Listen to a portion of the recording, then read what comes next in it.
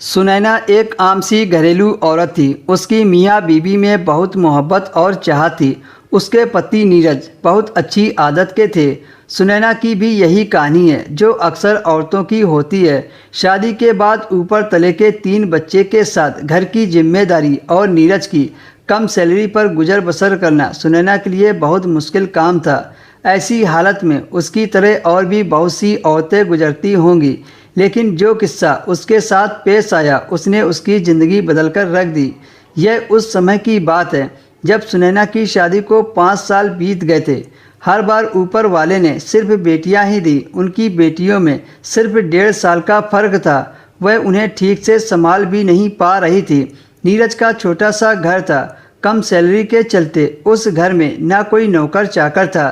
छोटे छोटे बच्चों के साथ सुनैना अकेली घर के काम काज नहीं संभाल पाती थी।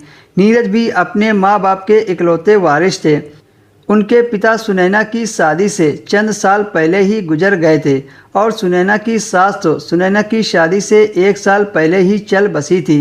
एक औरत के लिए कठिनाइयों से भरा यह समय बड़ा मुश्किल होता है। हालांकि सुनैना का पति नीरज सुबह नाश्ता बनाने में उसकी मदद करते थे, लेकिन जब वो ऑफिस चले जाते तो सुनैना का दिन बड़ी मुश्किल से कटता था। घर में सुनैना के अलावा कोई नहीं था जो उसकी बात सुनता।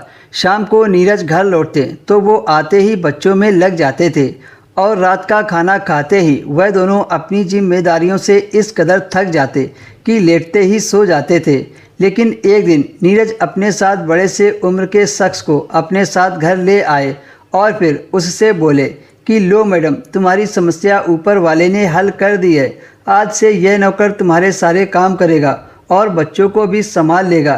तुम इनसे जो काम बोलोगे ये इनकार नहीं करेगा, लेकिन ये शाम के 7 बजते ही वापस चला जाएगा। नीरज ने सुनैना से कहा कि यह आदमी मुझे ऑफिस के बाहर मिला था तो मैं इसे घर ले आया। इससे मैंने सब कुछ कह दिया है जो इसे करना है। सुनैना यह सुनकर खुश हो गई और अगले दिन से वह आदमी काम पर आने लगा।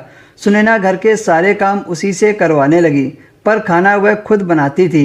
अब उसे घर में कुछ फ्री सा महसूस होने लगा। एक दिन सुनैना ने उस आदमी को अपने बेडरूम में बुलाया और कहा, आज तुम मुझे खुश करो, देखे तुम्हारे अंदर कितना पावर है। तुम्हारे साहब तो मुझे पूरा खुश नहीं कर पाते हैं।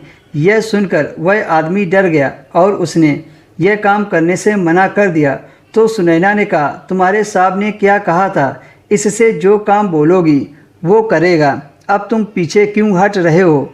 उस आदमी ने खूब मना किया, पर सुनैना नहीं मानी और उसे अपने बेड पर खींच लिया। अब बेचारा वह आदमी क्या करता, आखिर वो भी तो एक मर्द है।